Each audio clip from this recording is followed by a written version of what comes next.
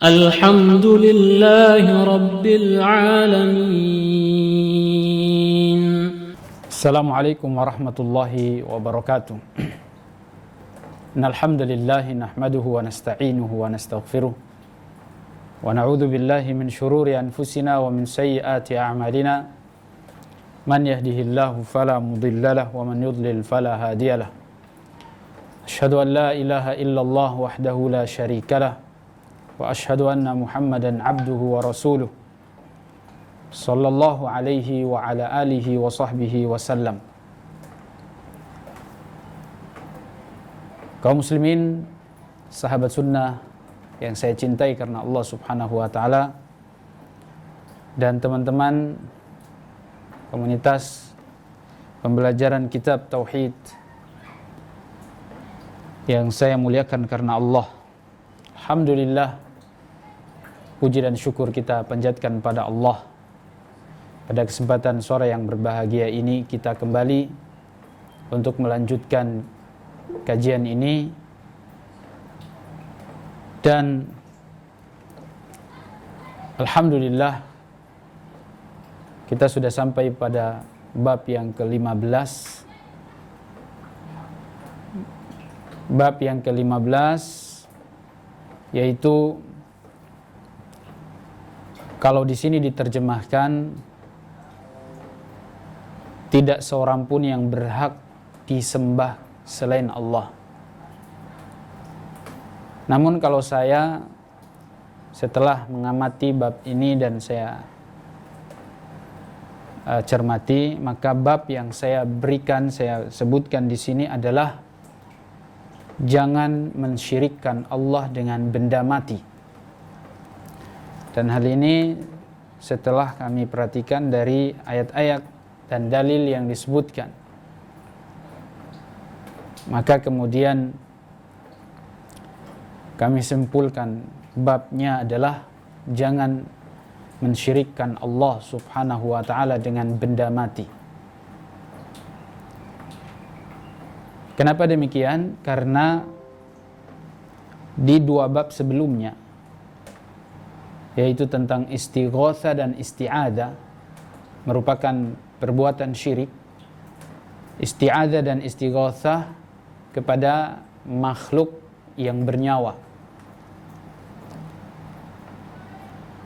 Maka kemudian di bab yang saat ini kita bahas adalah penulis ingin menyampaikan kepada kita tentang larangan untuk mensyirikkan Allah subhanahu wa ta'ala dengan benda mati. Teman-teman sahabat sunnah yang dimuliakan Allah subhanahu wa ta'ala, kajian kitab Tauhid yang semoga senantiasa Allah subhanahu wa ta'ala berkahi,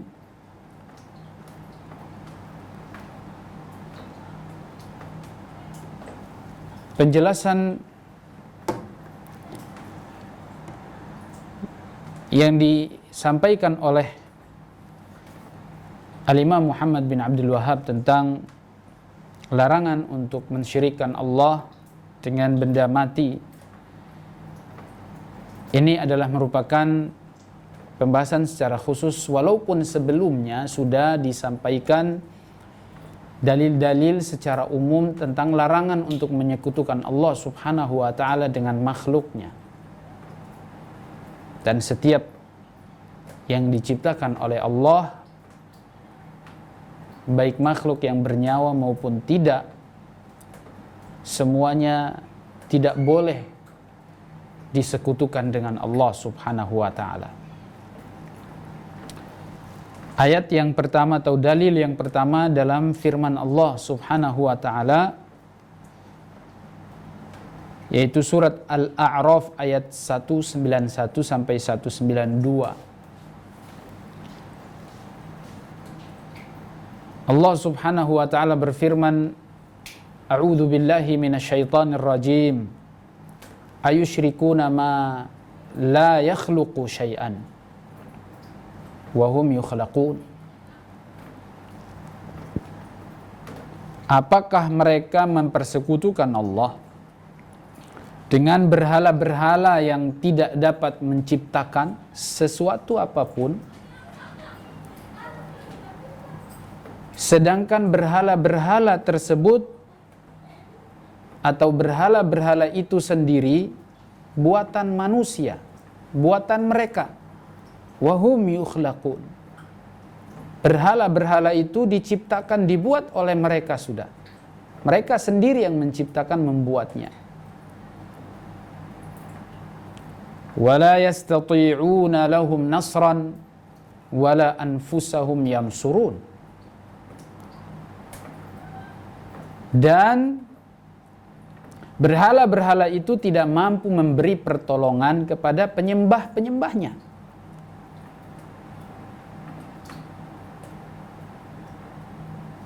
Wala anfusahum yansurun, bahkan mereka menolong diri-diri mereka sendiri pun tidak bisa, tidak kuat, tidak mampu untuk menolong dan menyelamatkan diri mereka sendiri.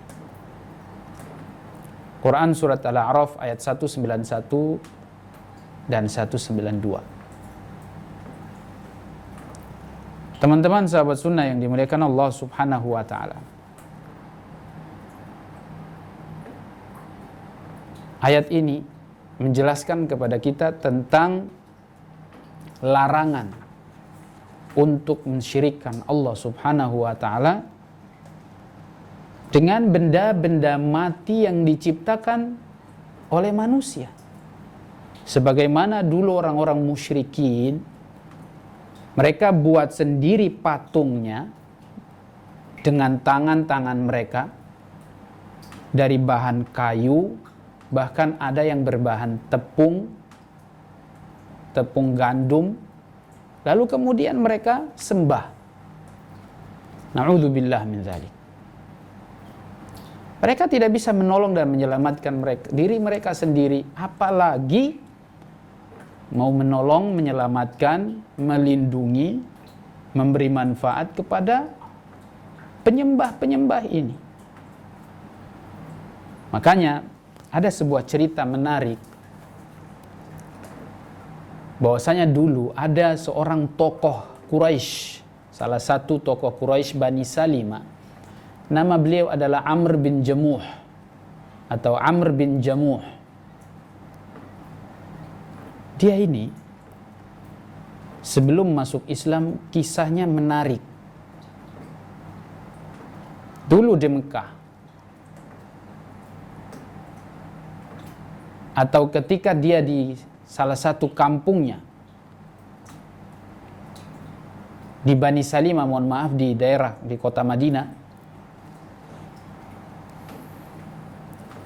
beliau punya patung dari kayu. Tiap hari diulus-ulus gitu ya, dibersihin kalau kotor, dimandiin. Dibuat dari kayu patungnya. Dan disembah patung itu. Lalu kemudian anak-anaknya, diantaranya Mu'adz ibnu Amr, anaknya beliau, masuk Islam. Lalu kemudian suatu malam, Mu'adz bin Amr ini, anaknya Amr bin Jamuh, bersama teman beliau Mu'adz bin Jabal, di malam hari ketika Amr bin Jamuh telah tidur, patungnya itu diambil, lalu dilemparin, dibuang di solokan, tempat pembuangan kotoran manusia. Pagi-pagi bangun, ngeliat patungnya sudah hilang. Dicari, ternyata patungnya sudah dicemplungin di kotoran manusia di solokan. Lalu dia marah-marah. Sambil marah-marah diambil. Dia bilang, kalau saya temukan siapa yang melakukan ini, saya akan hukum dia, saya akan sengsarakan dia. Padahal yang bikin anaknya sendiri. Hari pertama diambil, dicuci, dibersihin, lalu ditaruh lagi di situ, di tempat patung ditaruh sebelumnya. Ketika malam berikutnya dia udah tidur, datang anaknya dan temannya ini, Mu'adz bin Jabal, ngambil patung itu lalu dibuang lagi, dilemparin di tempat yang sama, di tempat pembuangan kotoran manusia. Besok pagi bangun Amr bin Jamuh, dia cari patungnya, hilang lagi kemana. Dia cari di tempat yang sama, ternyata di sana ditemukan, dicemplungin patung tersebut di kotoran manusia. Setelah diambil, dicuci lagi, dibersihin lagi, sambil marah-marah. Ya, kalau seandainya saya temukan siapa yang melakukan ini pada kamu, saya akan sengsarakan dia. Lalu disimpan lagi. Malam ketiga, ketika malam sudah larut, datang anaknya sama temannya. Diambil lagi patungnya lalu dibuang lagi di tempat yang sama. Besok pagi dicari sama Amr bin Jamuh. Mana patungnya, kok hilang lagi, kemana nih? Siapa yang melakukan ini? Kok tiap hari kayak gini? Didatangi tempat yang sama, dia cari. Ternyata patungnya di sana. Lalu kemudian dia ambil, dia bersihin, dia cuci. Lalu sambil marah-marah dia bilang, kalau saya temukan orangnya pasti saya akan penggal lehernya. Siapa? Kurang ajarnya siapa nih? Kemudian besok pas malamnya lagi dilakukan seperti itu lagi. Sama anaknya sendiri. Lalu kemudian ini sudah setiap malam dilakukan seperti itu. Ya, setiap malam dilakukan seperti itu. Sampai sudah kebanyakan kali Amr bin Jamuh sudah mangkel banget nih, sudah emosi luar biasa, menjadi-jadi berapi-api dia nih. Akhirnya sebelum tidur dia taruh pedang di samping patung itu. Dia bilang sama patungnya, "Nih, saya mau letakkan pedang ini di sini. Jadi kalau nanti ada yang datang untuk memperlakukan engkau seperti yang sebelumnya, kau ambil pedang ini dan kau potong, kau tebas orang tersebut. Saya tidak lihat apa yang dilakukan orang itu. Maka kalau saya tidak lihat, ambil pedang ini dan tebas orang tersebut." Maka pas tidur, datang anaknya beliau, Mu'adz bin Amr ini. Datang lagi. Diambil patungnya. Lalu kemudian anaknya ini sambil sama temannya bawa anjing yang sudah mati, sudah jadi bangkai.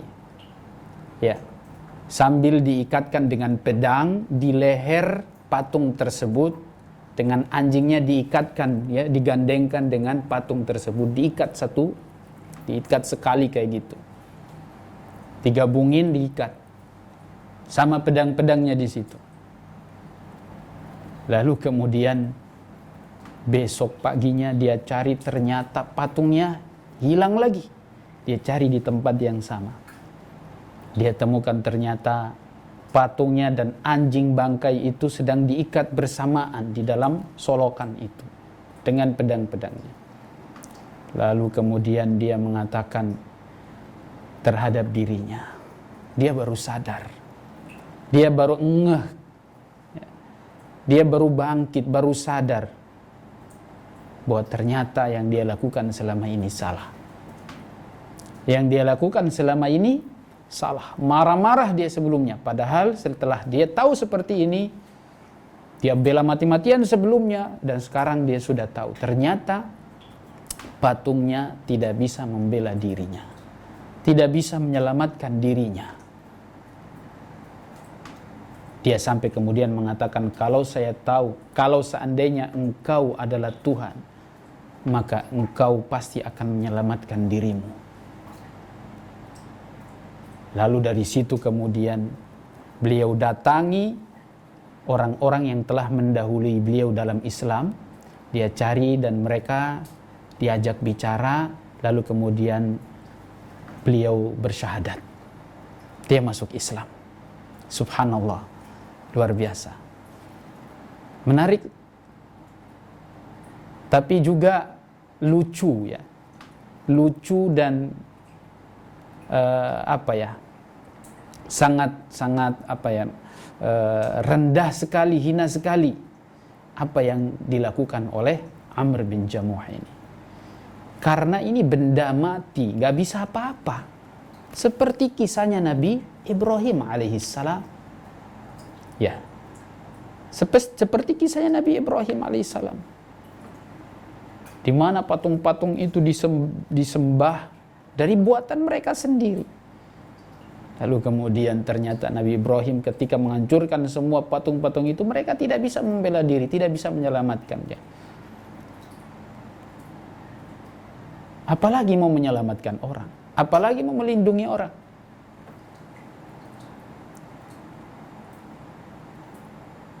Jadi dari sinilah kemudian dia baru sadar.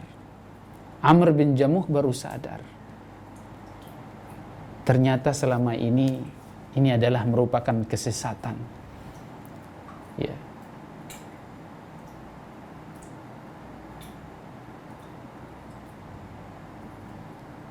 Maka orang-orang yang menyekutukan Allah Subhanahu wa ta'ala, menyembah makhluk-makhluk yang diciptakan oleh Allah, terkhusus benda mati yang kemudian disembah-sembah.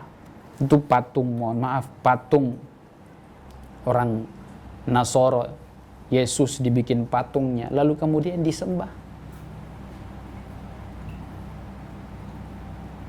Ya. Kemudian orang agama Buddha yang punya patung, lalu kemudian mereka sembah. Atau agama-agama manapun yang ada di muka bumi ini yang kemudian menyembah benda yang dibuat oleh mereka sendiri, yang dipahat oleh mereka sendiri.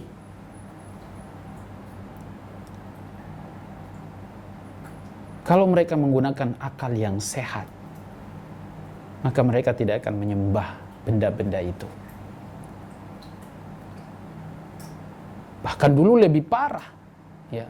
Umar bin Khattab ketika beliau belum masuk Islam, beliau punya patung terbuat dari adonan. Itu disebutkan dalam buku-buku sejarah beliau. Dari adonan, bayangkan. Dan lucunya kalau seandainya mereka pergi safar lalu kemudian patung itu dibawa, dan di tengah perjalanan kehabisan makanan, patungnya yang dimakan.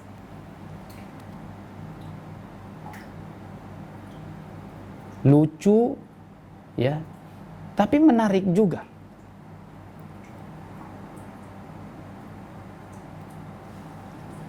Ini adalah dalil yang pertama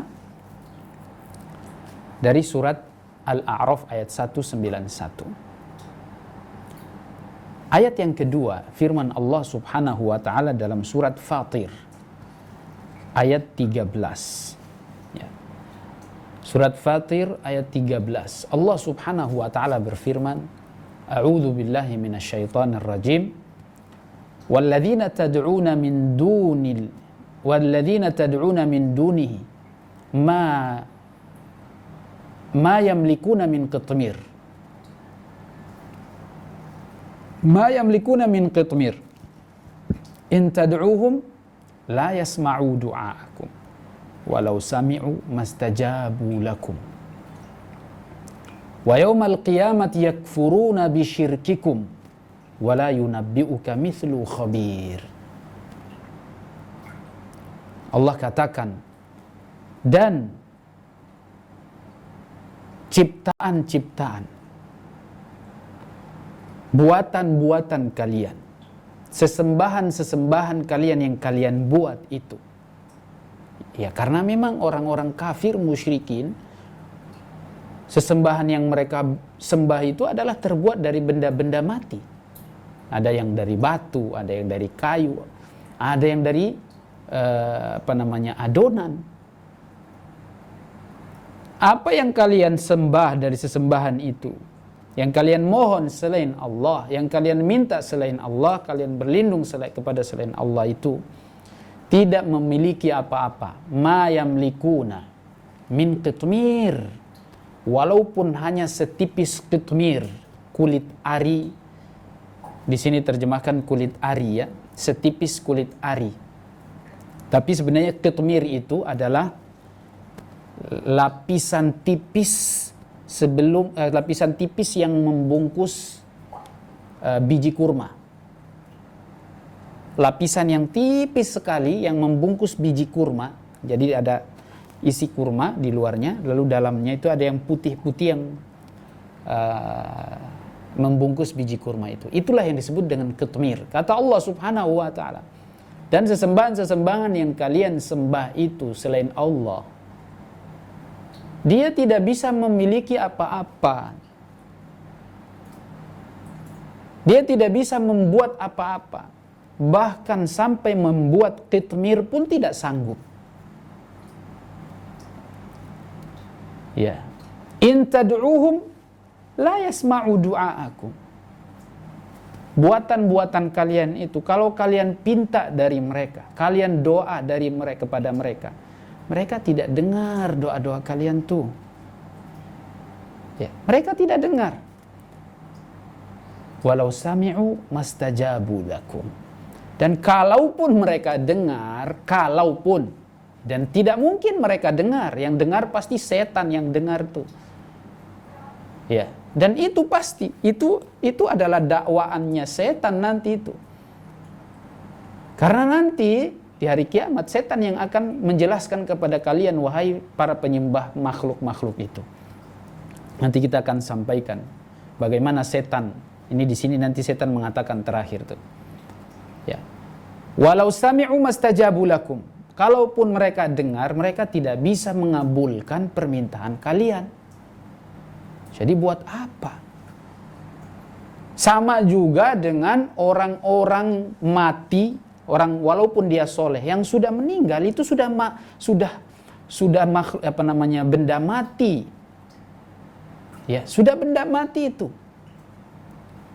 Artinya mereka sudah tidak bisa gerak, nggak bisa bicara, nggak bisa dengar. Itu sudah kayak benda mati, kayak batu, kayak apa-apa lah. Sama, walaupun mereka di alam yang lain mereka hidup.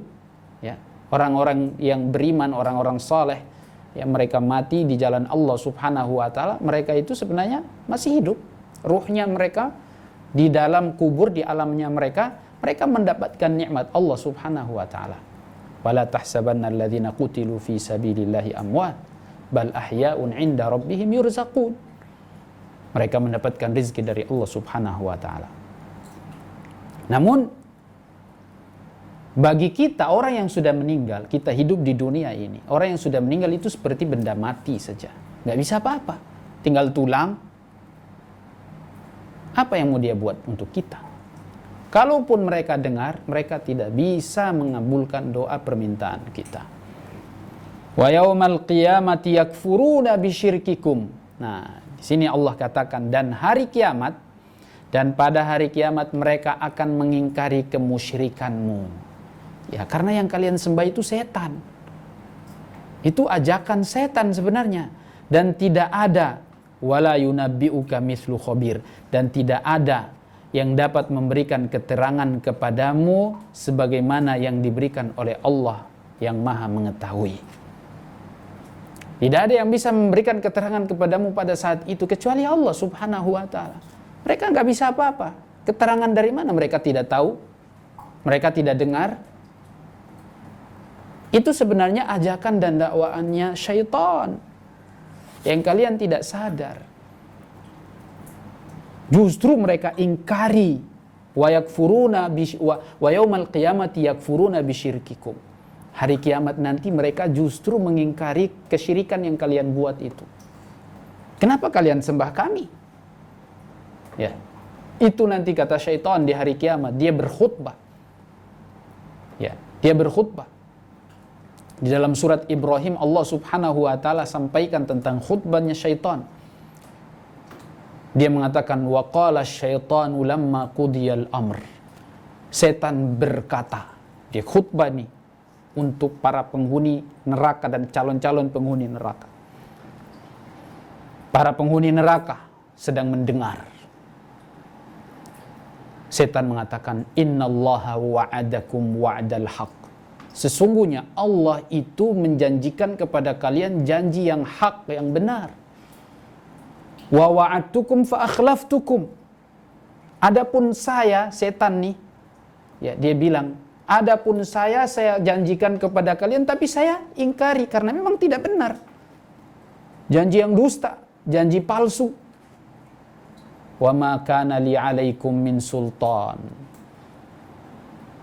Dan saya tidak bisa berbuat apa-apa. Saya tidak punya kekuatan untuk kalian, untuk menyelamatkan kalian.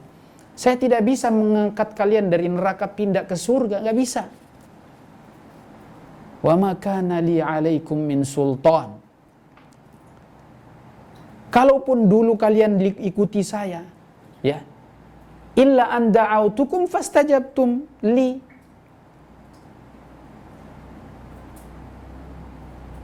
Dulu itu kalian cuman saya ajak saja, artinya ayo ikut-ikut. Kalian ikut, fastajabtum li. Lalu kalian pun terpesona, tergoda dengan ajakan kami. Dulu saya sebenarnya tidak punya apa-apa di dunia itu. Ini setan baru bilang di neraka sana. Na'udzubillah. Jadi kalau kita sudah tahu nih khutbahnya syaitan nih, jauhkan diri kita dari ajakan-ajakannya. La tattabi'u khutuwati syaitan. Jangan kalian ikuti langkah-langkah setan. Karena nanti di hari kiamat kita akan justru dianaktirikan. Dia tidak peduli sama kita, dia juga sengsara. Dia juga tidak selamat. Maka setan bilang, fala talumuni walumu anfusakum. Jangan kalian salahkan saya. Jangan kalian cela saya. Salahkan diri-diri kalian. Salahkan diri-diri kalian. Ma ana bimusrikhikum wa ma antum bimusrikhi. Kalian tidak bisa teriak-teriak panggil selamatkan diri kalian, minta tolong dari saya nggak bisa tolong. Ya. Saya juga tidak bisa minta tolong dari kalian dan kalian tidak bisa menolong saya. Sama kita nih, sama statusnya. Inni kafartu bima asyraktumuni min qabl. Inni kafartu bima asyraktumuni min qabl. Hari ini saya ingkari, kata dia. Kata setan, hari ini saya ingkari terhadap apa yang kalian sekutukan aku dengan Allah subhanahu wa ta'ala. Inna zalimina lahum azabun alim. Sungguh orang-orang zalim ini, para pendosa ini disebut orang zalim. Bagi mereka azab yang besar, yang dahsyat. Oleh karenanya, ya, kita harus sadar, pakai akal yang sehat, akal yang selamat ini kita gunakan. Wahai para penyembah makhluk-makhluk Allah subhanahu wa ta'ala, terkhusus para penyembah benda-benda mati, jangan pernah bergantung, jangan pernah percaya, jangan pernah takut, jangan pernah khawatir dengan kecelakaan, keburukan yang datang dari makhluk-makhluknya. Sungguh semua itu datang dari Allah subhanahu wa ta'ala. Keburukan, kesengsaraan, kebinasaan itu Allah yang datangkan. Maka kita berlindung kepada Allah agar tidak sengsara. Kita minta sama Allah keselamatan, bukan kepada makhluknya. Semua keselamatan, kenikmatan, kebaikan minta kepada Allah. Kesengsaraan, kebinasaan, ya, itu semua kita minta perlindungan dari Allah, bukan kepada makhluknya. Ya, jadi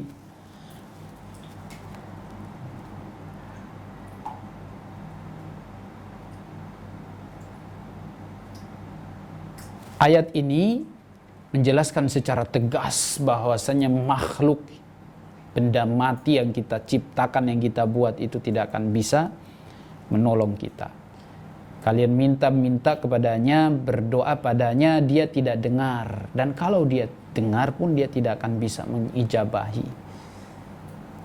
ya, dia tidak akan bisa mengijabahi doa-doa kita. Justru kita akan tambah binasa. Mungkin di dunia masih selamat, masih dalam baik-baik, tapi di akhirat tidak akan selamat. Kita akan dikekalkan di dalam neraka. Na'udzubillah min dzalik. Kalau seandainya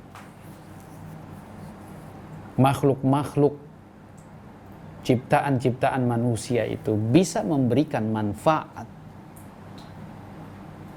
secara akal sehat dan juga secara syar'i, Allah turunkan boleh minta kepada makhluk-makhluk itu, maka sungguh sudah ada dalilnya, sudah pasti ada perintah dari Allah kepada nabinya.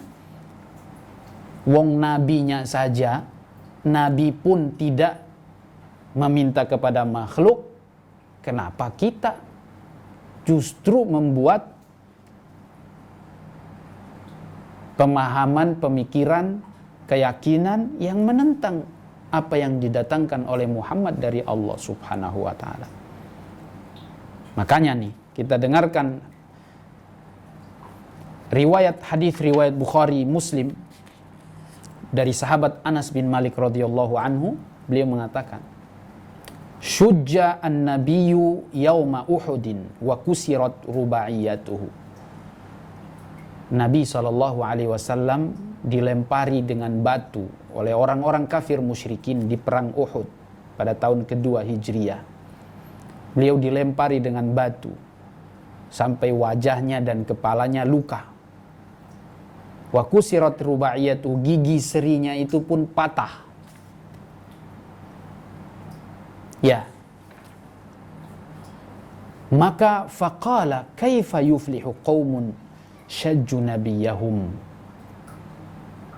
Nabi SAW ketika mengalami hal itu, beliau sempat mengucapkan kalimat, bagaimana mungkin suatu kaum akan selamat apabila mereka telah melukai nabi mereka, membuat kepala dan wajahnya terluka. Tidak akan mungkin selamat. Itu kata Nabi SAW. Fanazalat, maka turunlah firman Allah Subhanahu wa ta'ala menegur nabinya. Fanazalat laisa laka minal amri syai'un. Sungguh wahai Muhammad, kamu itu tidak punya kuasa. Ini di dalam surat Ali Imran ayat 128. Muhammad, kamu tidak punya kuasa. Ya, tak ada hak apapun bagimu dalam urusan mereka itu. Mereka mau binasa, mau sengsara, mau tidak beruntung, itu bukan wewenang engkau. Tak ada hak bagimu wahai Muhammad. Kamu tidak bisa memberikan bahaya pada mereka, tidak bisa menyengsarakan mereka. Nah, ini sebagai teguran. Subhanallah. Setingkat Nabi Muhammad SAW pun tidak bisa menyengsarakan manusia-manusia yang saat itu menyakiti beliau. Apalagi kalau cuman kita manusia, bukan nabi, bukan sahabat, bukan ulama tabi'in, yang Allah berikan rekomendasi buat mereka generasi terbaik. Kalau setingkat Nabi pun tidak bisa memberikan bahaya kepada manusia, maka tidak ada satupun yang bisa memberikan bahaya kepada manusia apabila semisal kita ini. Dari turunan manapun dia tidak bisa. Hanya Allah Subhanahu wa ta'ala. Laisa laka minal amri syai'un. Kau tidak bisa punya apa-apa, hak apa yang kau bisa memberi bahaya pada mereka. Enggak ada.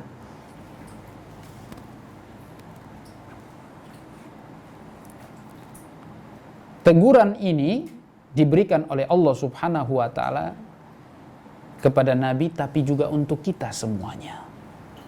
Sebagai pelajaran. Kita harus sadar, posisikan diri kita, bukan siapa-siapa kita ini. Jadi jangan sombong. Jangan sombong.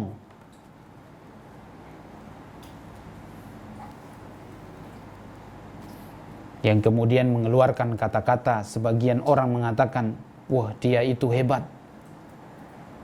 Dia itu kalau bilang ini dan itu ini hancur-hancur. Ya. Dia kalau bilang ini celaka-celaka. Nggak ada kayak gitu. Semua atas izin kuasa Allah subhanahu wa ta'ala. Itu kuasa Allah subhanahu. Kemudian wa fihi an Abdullah bin Umar radhiyallahu anhuma, dan juga Nabi sallallahu alaihi wasallam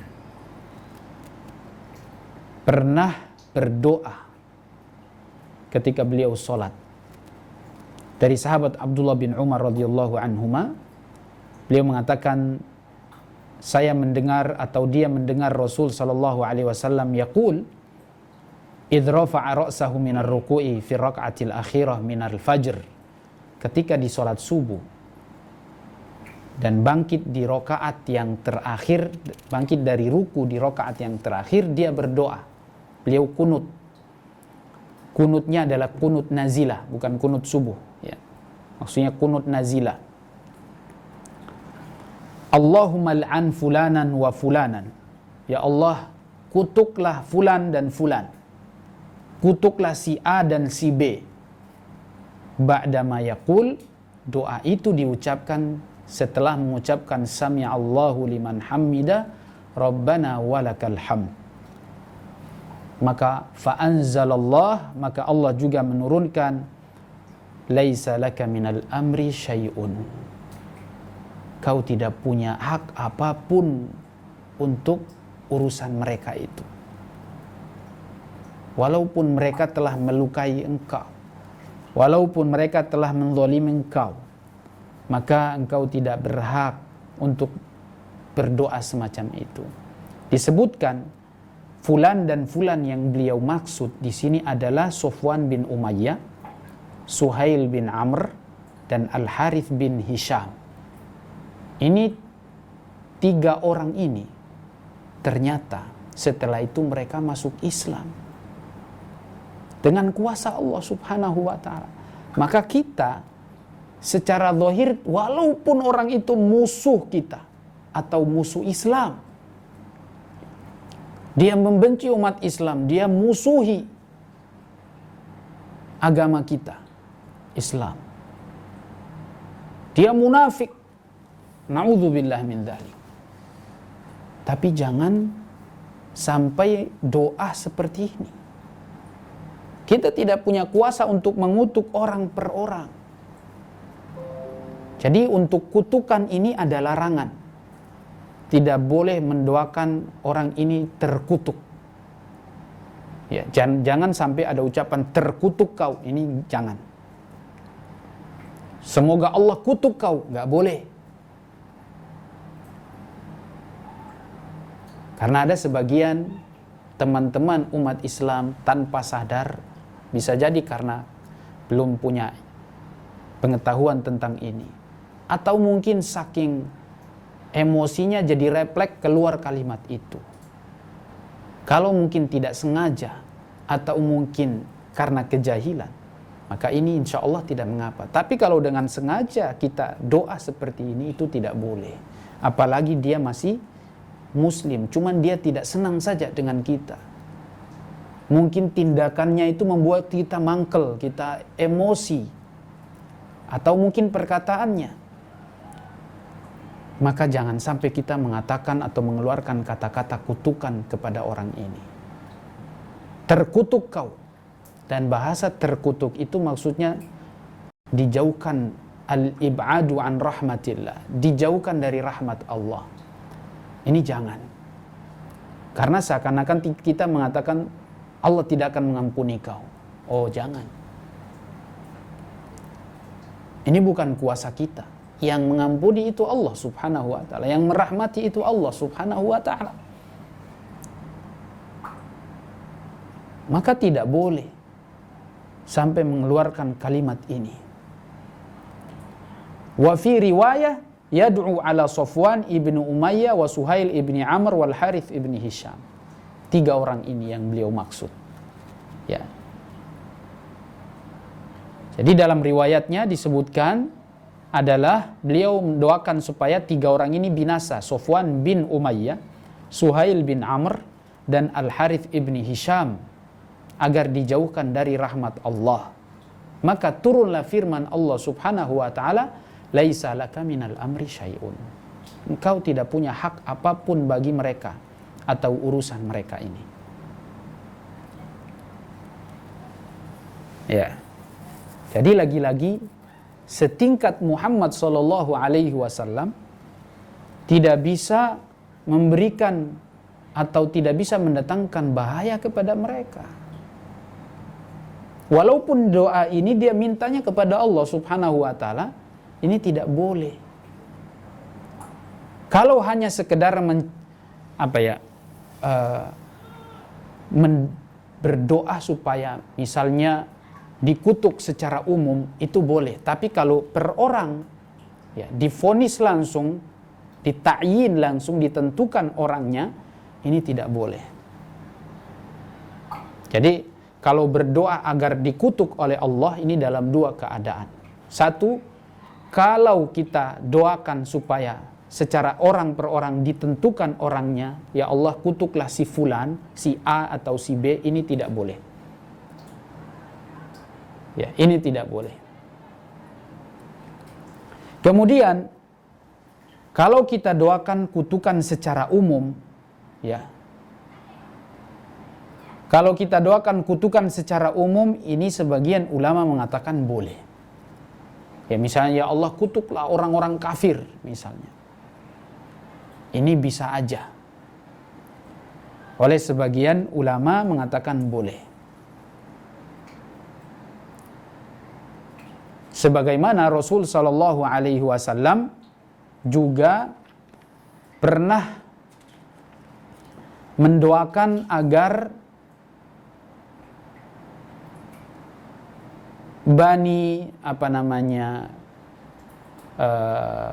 Ri'il dan juga kaumnya Ri'il, Zakwan, kaumnya Zakwan dan kaumnya Usay, mereka dicelakain oleh Allah subhanahu wa ta'ala, dihancurkan oleh Allah subhanahu wa ta'ala. Namun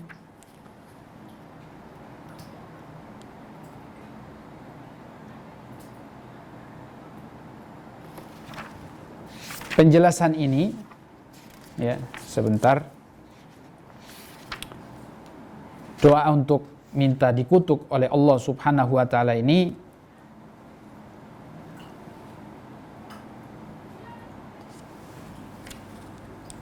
mana dia?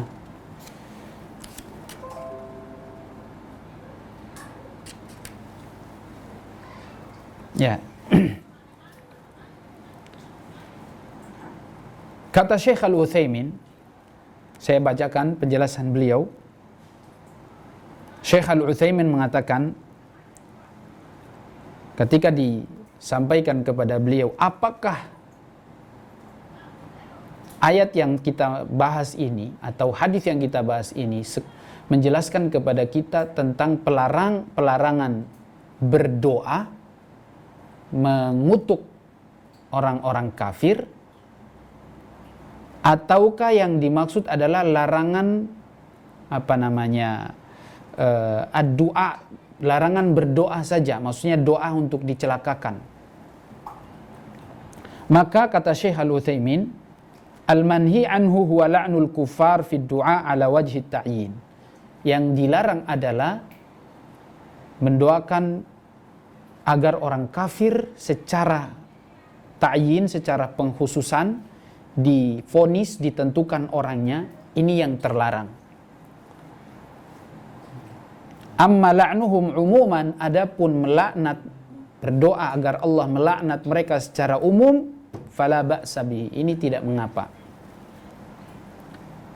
Kenapa demikian? Karena ini pernah waqad thabata an Abi Hurairah annahu kana yaqnutu wa yal'anul kafara umuman. Karena Abu Hurairah radhiyallahu anhu pernah beliau melakukan kunut nazilah. Beliau sholat zuhur, sholat asar, sholat isya, sholat fajar.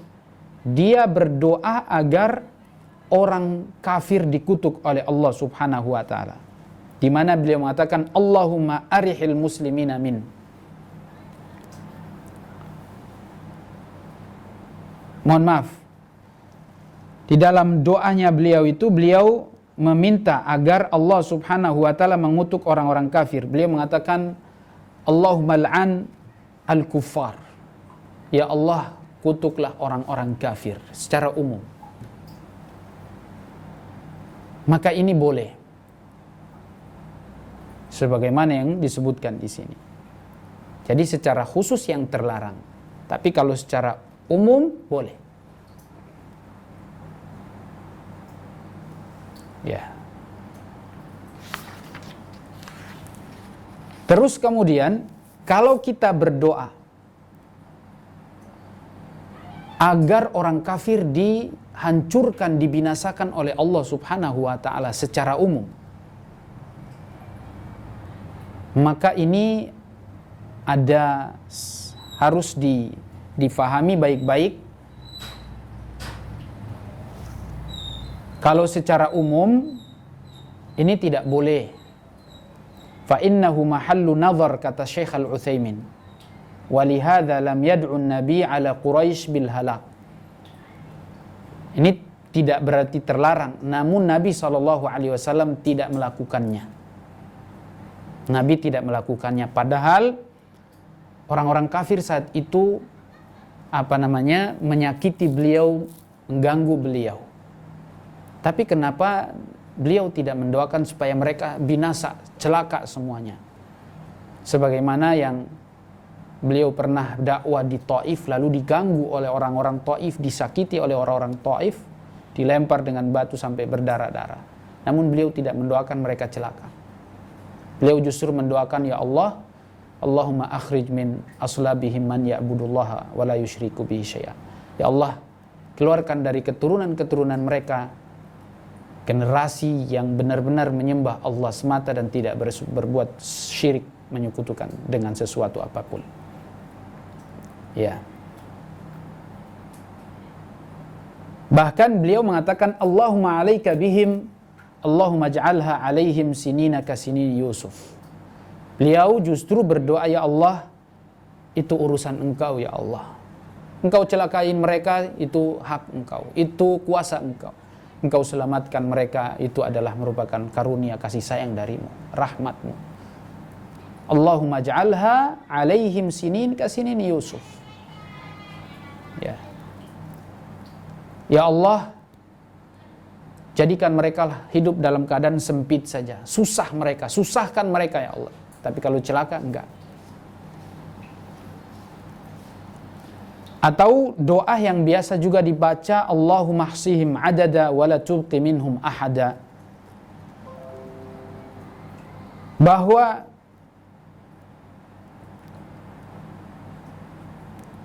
mendoakan mereka untuk celaka ini masih ada kejanggalan, masih tidak diperbolehkan kalau menurut Syekh Al-Utsaimin, karena beliau melihat dalil-dalil tersebut, termasuk doanya Khubayb yang dimana beliau pernah berdoa seperti yang tadi, Allahumma hsihim adada. Ya Allah, hitunglah mereka satu persatu, dan wala tubqi minhum adada au ahada, dan jangan biarkan satu orang pun di antara mereka yang melakukan keburukan kepada Islam dan umat Islam. Nah, doa seperti ini kalau untuk berdoa agar mereka celaka, semuanya itu tidak boleh. Tapi kalau kita doakan misalnya orang per orang atau kaum tertentu atau negara tertentu, daerah tertentu yang memang benar-benar mengganggu umat Islam secara khusus, kayak seperti di Suriah ya, atau di daerah-daerah tertentu kayak di Rohingya ya, atau mungkin di mana daerah Cina, ya. Kalau seandainya kita tahu mereka ini melakukan kebiadaban, ya, mereka melakukan penekanan kepada umat Islam, maka boleh kita minta seperti ini, ya Allah hancurkan mereka, celakakan mereka ya Allah. Tapi kalau secara umum orang kafir semuanya dibinasakan, tidak. Ini yang tidak boleh. Karena masih ada jalan bagi mereka untuk diberikan hidayah oleh Allah Subhanahu wa taala. Sebagaimana yang tadi disebutkan ketika Nabi SAW mengatakan bagaimana mereka bisa selamat, yaitu 3 sahabat yang Rasulullah SAW doakan mereka binasa, tapi ternyata kemudian mereka masuk Islam dan mereka menjadi sahabat yang terbaik atau di antara sahabat yang terbaik. Maka tidak boleh kita mendoakan binasa secara umum. Maksudnya orang kafir semua di muka bumi, ya Allah hancurkan mereka, itu kan boleh. Tapi kalau kita lihat ada sebagian orang kafir yang memang punya tindakan dan perbuatan yang menyiksa umat Islam, ya, menyengsarakan umat Islam dan agama Islam dihina-hina, maka ini boleh kita doakan supaya mereka hancur. Sebagaimana Nabi SAW pernah berdoa agar anak salah seorang orang kafir ini dibinasakan, yaitu Utbah ibn Abi Jahal atau Itbah ibn Abi Jahal. Nabi pernah doakan dia sengsara, dia binasa. Nabi berdoa, Allahumma sallit alaihi kalban min kilabik.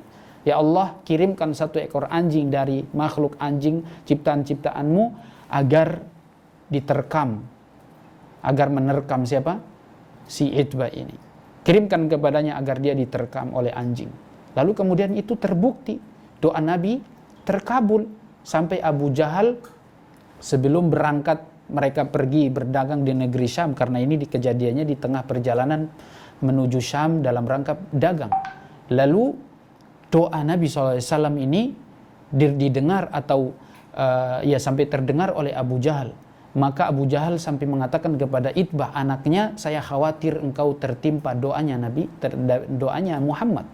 Dan itu terbukti.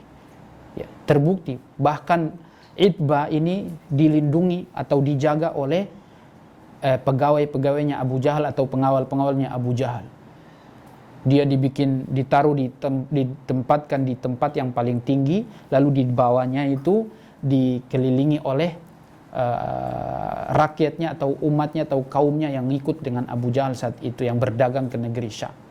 Tapi itu pun tidak bisa. Ternyata anjing tetap saja menerkam dia, padahal dia tidur di tempat tumpukan barang-barang dagang mereka, di paling atas. Maka subhanallah, itu kuasa Allah Subhanahu wa ta'ala. Dan dari sini kemudian boleh kita berdoa seperti ini. Jika ada orang tertentu atau kaum tertentu yang melakukan penghinaan kepada Islam, karena Itbah bin Abi Jahal ini pernah menghina Nabi SAW. Ya, Itbah bin Abi Jahal ini suaminya Ummu Kulthum. Suaminya Ummul Kulthum, dia menikah dengan putrinya Rasul SAW. Setelah dicerai lalu dia hina Rasulullah. Maka kemudian Nabi doa seperti ini agar dibinasakan, dihancurkan dia. Dan itu terkabul. Ya. Maka dari sini sekali lagi kita katakan bahwasanya untuk mendoakan orang kafir agar mereka binasa, kalau secara umum semuanya mereka binasa, ini tidak boleh. Tapi kalau secara perorangan atau secara misalnya kaum tertentu menzalimi umat Islam dan mengganggu Islam, maka ini boleh kita doakan supaya mereka sengsara. Mungkin orang bilang, Ustadz, bukankah 3 orang tadi yang di perang Uhud ini, mereka yang melukai, yang mencelakai Rasul sallallahu alaihi wasallam, mereka juga telah melakukan perbuatan yang menyakiti Rasul SAW, mengganggu umat Islam sekaligus, ya, dan menyerang Islam. Bukankah perbuatan mereka ini juga seperti itu? Maka kita katakan tentu yang seperti ini berdasarkan dalil Nabi SAW tidak boleh langsung mengatakan secara umum bagaimana suatu kaum akan selamat kalau mereka mengganggu atau melukai nabinya. Karena Nabi mengatakan suatu kaum, berarti dikatakan secara umum. Ya. Dan mendoakan dikutuk secara khusus ini tidak boleh. Ya, dijauhkan dari rahmat karena masih ada kesempatan mereka mendapatkan rahmat pengampunan dari Allah Subhanahu wa taala. Ya.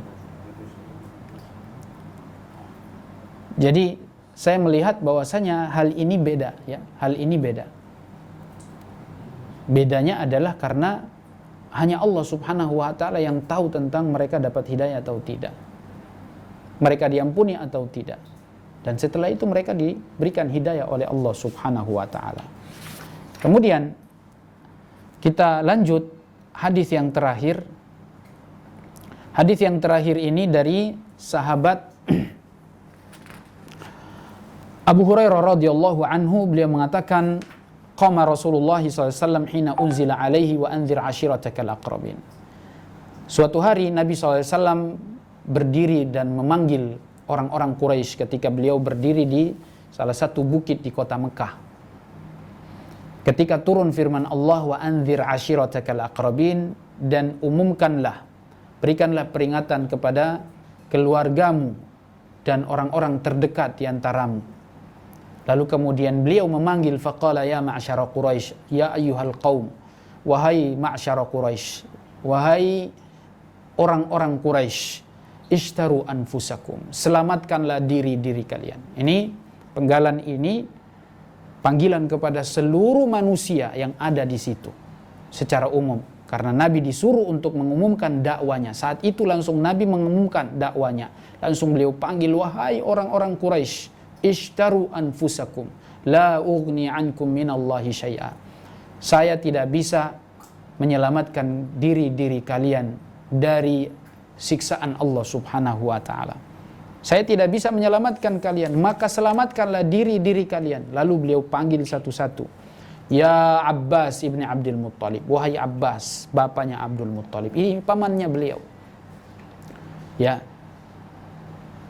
Beliau mengatakan, la ughni anka minallahi syai'a. Wahai Abbas, saya tidak bisa menyelamatkan engkau dari siksaan hukuman dari Allah. Dan alhamdulillah Al-Abbas masuk Islam. Dia termasuk yang beriman. Kemudian beliau panggil lagi, ya Sofia ammata Rasulillahi la ughni anki minallahi syai'a. Ya Sofia, engkau tidak akan bisa saya tolong, saya selamatkan dari Allah Subhanahu wa taala. Kalau dia masukkan engkau di neraka, saya tidak akan bisa menyelamatkan engkau. Lalu kemudian dia panggil anaknya, ya Fatimah. Wa ya Fatimah binta Muhammadin, wahai Fatimah putri Muhammad. Beliau langsung sebut namanya agar orang tahu, orang sadar bahwasanya ini putrinya Muhammad, putrinya seorang nabi. Salini min malik masyiti, salini min mali masyiti. Wahai Fatimah putrinya Rasul, putrinya Nabi, mintalah dari hartaku sesuka engkau. Kalau untuk harta engkau minta, saya akan kasih.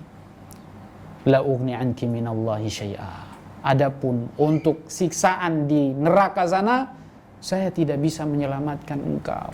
Saya tidak bisa keluarkan engkau dari neraka, masukkan ke dalam surga.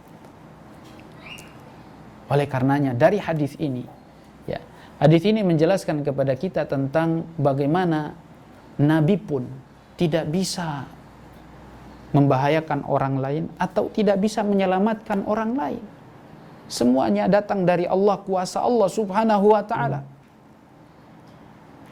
Agar orang sadar bahwa setingkat Muhammad, beliau tidak bisa menyelamatkan keluarganya. Anaknya dia langsung, apalagi mau cucu-cucunya yang sudah jauh dari beliau sallallahu alaihi wasallam. Yang kita hidup di zaman penuh fitnah ini, gak akan bisa selamatkan. Jangan berharap dengan nasab yang punya nasab dengan Rasul sallallahu alaihi wasallam. Kalau engkau tidak menjadi orang yang beriman, bertakwa, beramal soleh, jika engkau tidak mengikuti syariatnya, jangan pernah berharap. Ya, Fatimah saja Rasulullah sudah wanti-wanti, aku tidak bisa menyelamatkan dirimu wahai Fatimah. Maka selain itu, manusia selain putri beliau secara langsung, lebih lagi harus Anda selamatkan diri Anda dengan amal kalian masing-masing Iya benar bahwa Nabi Muhammad akan diberikan kekuasaan memberikan syafaat.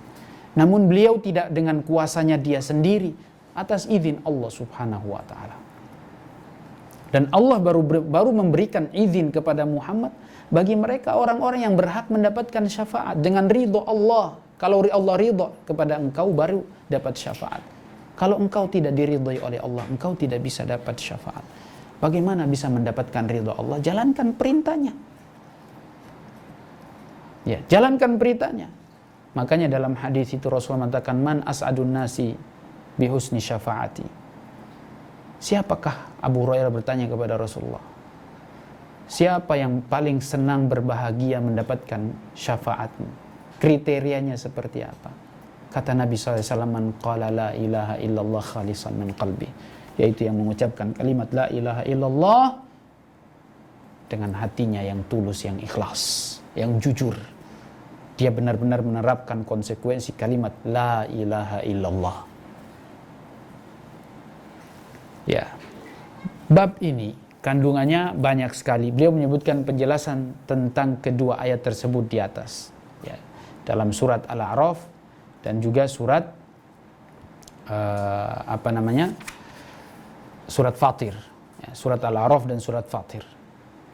Ini dua ayat ini memiliki pelajaran sangat berharga. Kemudian kisah perang Uhud disebutkan di situ. Jadi hadis yang disebutkan bahwasanya Nabi giginya sampai patah dan juga kepala dan wajahnya luka itu di perang Uhud ya pada tahun 2 Hijriah. Kemudian Rasulullah SAW, pemimpin para Rasul, dalam sholat subuh telah membaca kunut sedang para sahabat di belakangnya mengamininya. Ya. Beliau berkunut minta pertolongan dari Allah, dan ini kunut nazilah. Maka dianjurkan kepada kita, kalau seandainya umat Islam dalam tekanan, diserang oleh musuh, kita bisa melakukan kunut agar umat Islam diselamatkan dari kejahatannya orang-orang kafir musyrikin, dan semoga Allah menghancurkan mereka-mereka yang mengganggu Islam dan umat Islam. Kemudian orang-orang yang beliau doakan, untuk doa kunut ini dilakukan di setiap waktu. Kalau di setiap waktu bisa laksanakan, kalau enggak maghrib atau subuh. Sebagaimana yang diriwayatkan dalam hadis riwayat Imam Muslim, bahwasanya Rasulullah melakukan kunut dari sahabat Abdullah bin Abbas. Rasulullah melakukan kunut di waktu maghrib dan subuh. Ya, beliau doakan orang-orang kafir agar mereka binasa. Kemudian orang-orang yang beliau doakan semoga Allah menjauhkan rahmatnya dari neraka adalah orang-orang kafir. Ya, jadi orang-orang kafir. Kalau orang-orang muslim apalagi. Berarti untuk orang-orang kafir saja kita boleh laknat, boleh kutuk. Tapi misalnya orang-orang kafir yang secara umum ya, secara umum. Tapi kalau orang per orang ini justru tidak boleh. Ya, orang per orang justru tidak boleh. Nah, kemudian mereka telah melakukan perbuatan yang tidak dilakukan oleh orang-orang kafir yang lain. Antara lain melukai kepala Rasulullah dan berupaya untuk membunuh beliau, serta mengoyak-ngoyak tubuh para korban yang terbunuh, padahal yang terbunuh itu adalah sanak famili mereka. Ya, ini berarti gangguan orang-orang kafir musyrikin. Terhadap peristiwa itulah Allah menurunkan firman-Nya kepada beliau bahwasanya Nabi tidak punya hak apapun untuk mengatakan mereka tidak akan beruntung, mereka akan binasa. Ya, ini secara khusus maksudnya memvonis, ini yang tidak boleh. Kemudian Allah berfirman, "Au yatuba 'alaihim au yu'adzibahum." Ini lanjutan dari firman Allah Subhanahu wa taala, "Laisa laka minal amri syai'un." Laisa laka minal amri syai'un. Ini setelah itu lanjutannya, karena bisa jadi Allah melakukan menerima taubat mereka atau ketika mereka bertaubat, atau bisa jadi mereka memang diadab. Jadi kita tidak bisa memastikan mereka akan diadab. Ya, karena masih ada kesempatan mereka diampuni oleh Allah karena taubat mereka. Kemudian Allah pun menerima taubat mereka dengan masuknya mereka ke dalam surga, ke agama Islam, dan menjadi orang-orang yang beriman, yaitu 3 orang sahabat yang tadi disebutkan, Sofwan bin Umayyah, kemudian Amr bin Suhail, dan juga Al-Harith ibn Hisham. Suhail bin Amr, bukan Amr bin Suhail, Suhail bin Suhail bin Amr dan juga Harith ibn Hisham.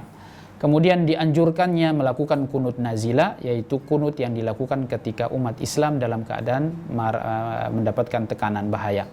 Kemudian tadi sudah kita katakan kunutnya di setiap waktu, di akhir rakaat setelah ruku.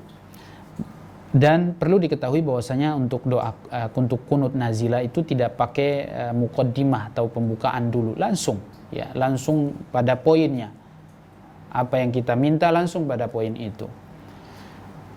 Kemudian menyebutkan nama-nama mereka beserta nama orang tua mereka ketika didoakan terlaknat itu adalah di dalam sholat, tidak membatalkan sholat.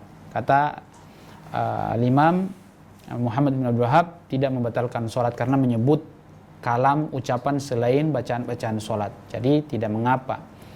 Boleh melaknat orang kafir tertentu di dalam kunut, ya. Ini jadi menentukan itu boleh, tapi kalau mengumumkan secara umum nggak boleh. Kisah Rasulullah ketika diturunkan kepada beliau firman Allah, berikanlah peringatan kepada keluargamu yang terdekat. Ini tadi sudah kita jelaskan bahwasanya beliau sendiri tidak bisa menyelamatkan mereka orang-orang terdekat, apalagi orang yang jauh dari dia. Ya, jadi kita berdakwah memperingatkan umat kita, sebelum umat kita, orang-orang yang paling dekat dulu, orang tua kita, bapak, anak, saudara kandung, kemudian mungkin paman kita, cucu kita. Ya, ini yang harus kita lakukan. Setelah itu kita sebarkan kepada umat yang lain. Kemudian kesungguhan Rasulullah dalam hal ini sehingga beliau melakukan sesuatu yang menyebabkan dirinya dituduh gila. Demikianlah halnya apabila dilakukan oleh orang mukmin pada masa sekarang. Ya, hari ini juga demikian. Ketika kita dakwah kepada tauhid, dibilang kita gila lah, kita bukan gila, dibilang kita teroris lah, Islam garis keras lah, ya kaku lah, macam-macam. Ya, itu sebenarnya sudah ada di zaman Nabi SAW. Nabi dibilang gila, ya, agama baru, ya tukang sihir dan macam-macam. Jadi kalau hari ini kita mendakwakan kepada tauhid, orang-orang bilang kita dakwanya keras, ya. Padahal mereka yang tidak siap, mereka yang belum menerima, bukan agama yang keras. Ini kita cuma sampaikan firman Allah, hadis Nabi. Jadi tidak ada yang keras di sini. Justru dakwah tauhid itu justru agama yang rahmatan lil alamin, dakwah yang penyayang, pengasih, karena kita tidak ingin umat ini celaka, justru kita ingin mereka selamat. Jadi justru dakwanya mengajak kepada kasih sayang dan keselamatan. Rasulullah memperingatkan keluarganya yang paling jauh kemudian yang terdekat dengan sabdanya, sedikit pun aku tidak bisa berbuat apa-apa untukmu di hadapan Allah nanti. Sampai beliau bersabda, wahai Fatimah putri Rasul, aku tidak bisa berbuat untukmu apa-apa di hadapan Allah nanti. Jadi beliau awali dengan secara umum, baru kemudian diakhiri dengan apa? Dengan keluarga beliau.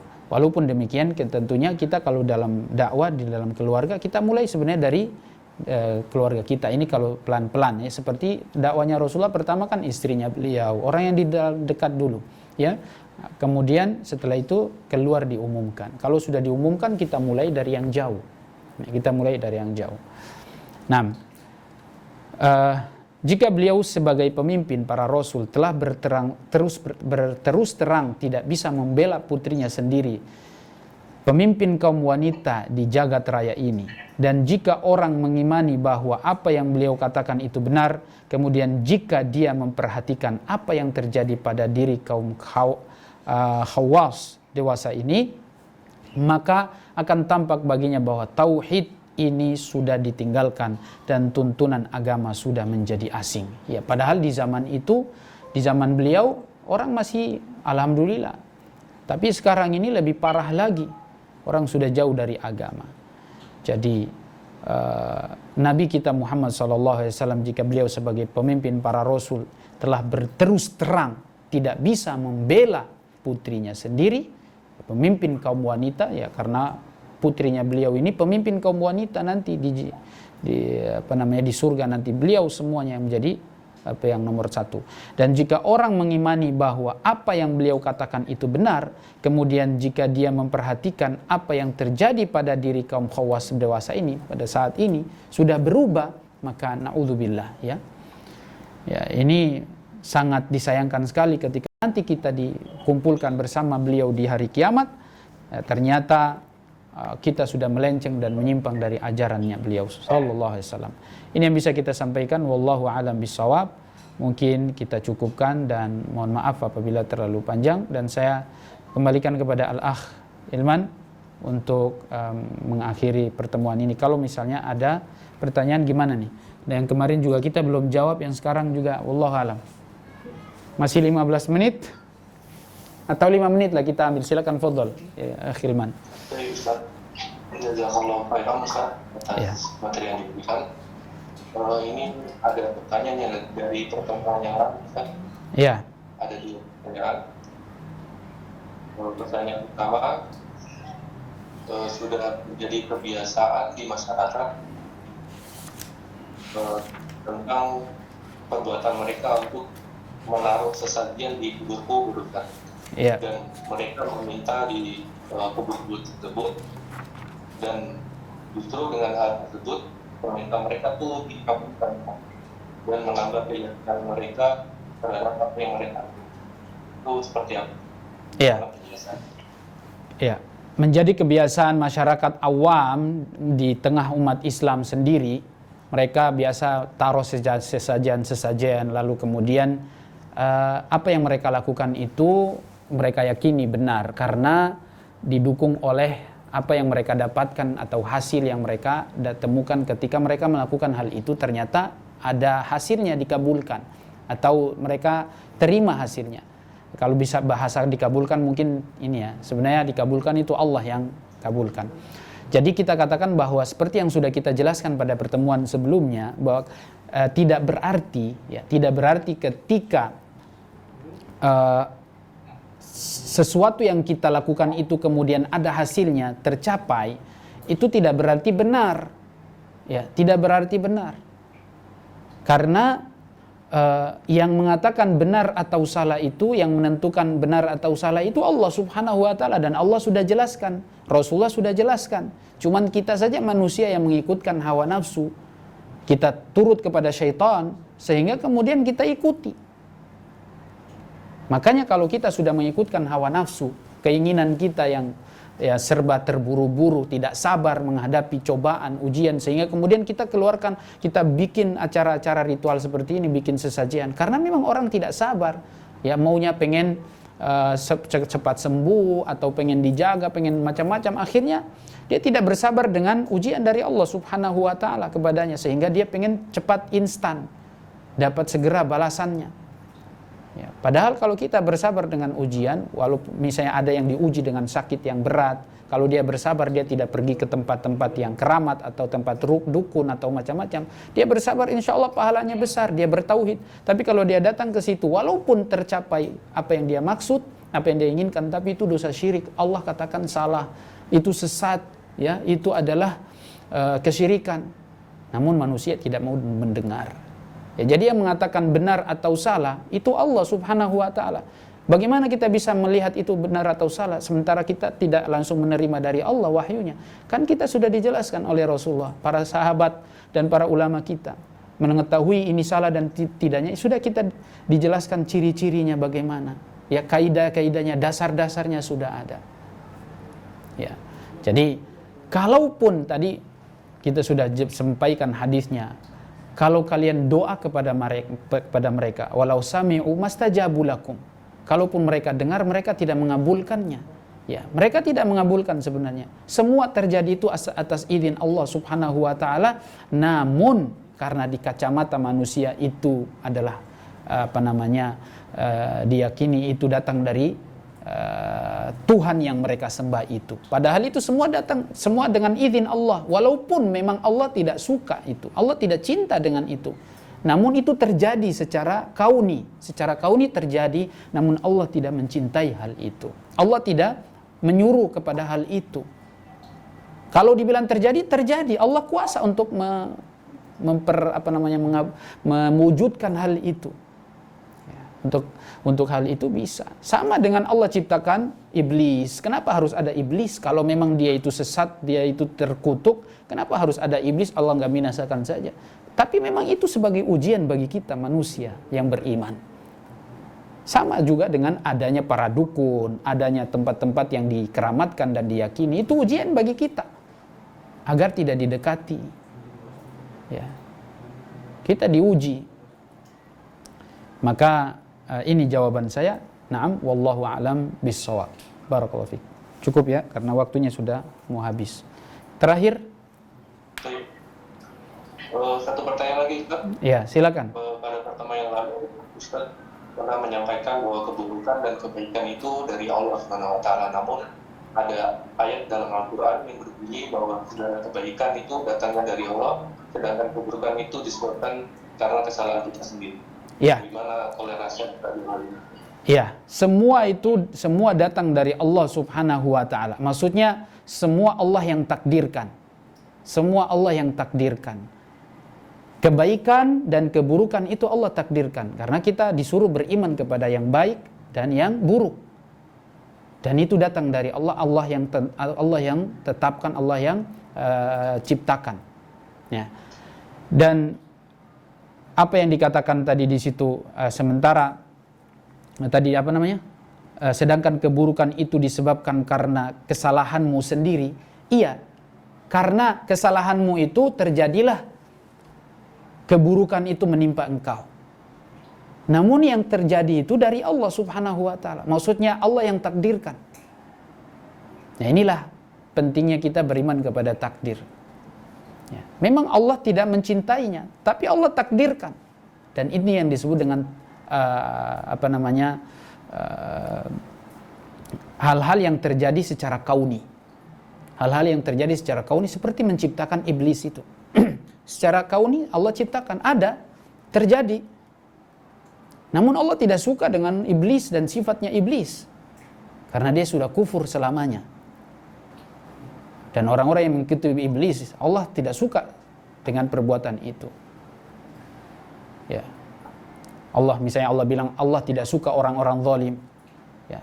Innallaha la yuhibbul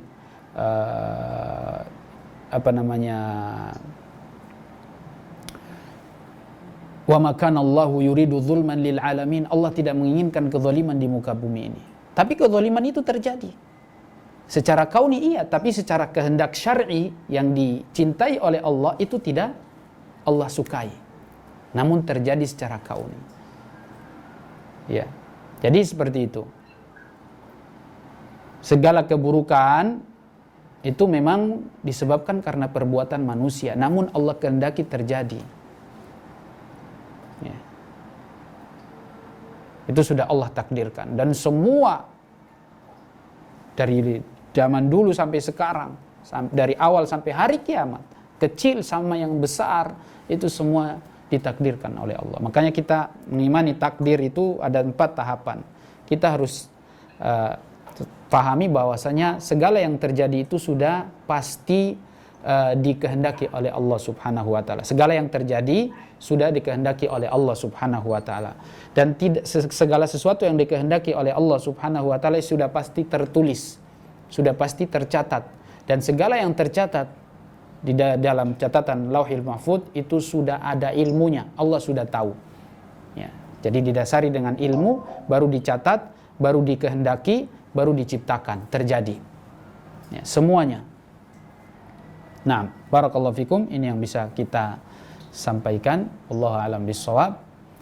Mohon maaf apabila ada yang kurang, dan insyaallah kita lanjutkan di pertemuan yang akan datang, di minggu yang akan datang. Kita tutup dengan doa kafaratul majelis. Subhanakallahumma bihamdik asyhadu an la ilaha illa anta astaghfiruka wa atubu ilaik. Assalamualaikum warahmatullahi wabarakatuh.